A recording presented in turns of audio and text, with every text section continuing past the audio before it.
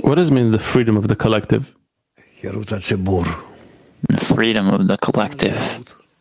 What is freedom? It's when one feels that he can freely do whatever the truth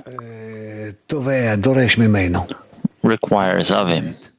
What is truth? The truth is that force that acts in the entire reality. It's the Creator. If he may carry out all the actions with adherence to the Creator, whatever the Creator wants, whatever this upper force, what nature requires of him, this is called he is in freedom.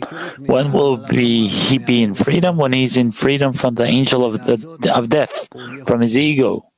To that extent, he will be free. To the extent that he helps the public to reach such freedom, meaning eternity, when everything is connected to that upper force, only then do we come out of life and death, all the troubles, all the problems, etc. This is called being free. Yes. But we see today in the world that all those freedoms actually give the ego a certain place to let itself loose, doesn't let itself check itself. Yeah, but where do you see freedom in the world? How do you define it? Today, they define as one of the most important principles in democracy, which is freedom. Meaning that anyone can do whatever he feels like according to his ego. Well, that's opposite freedom. So, yeah, that's opposite freedom. So, that's what I'm saying. How can we explain that true freedom is what you explained right now?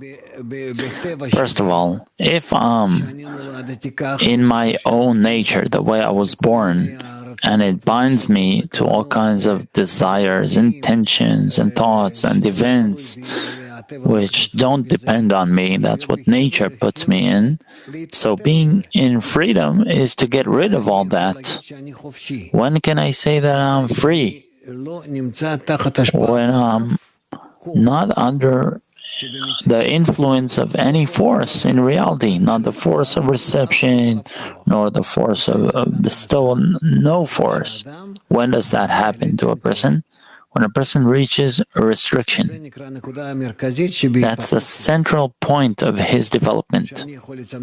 When I can restrict myself, doesn't matter by what forces, by what help from above, but from the restriction on, I begin to define myself as a free person.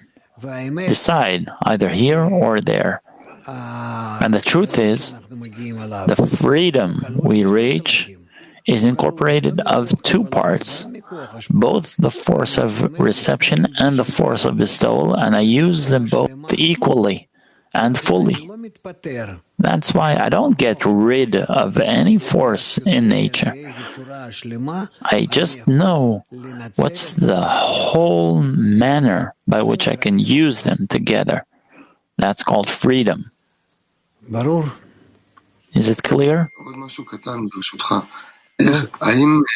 Another thing, how without knowing this truth can we truly reach true freedom? Can we?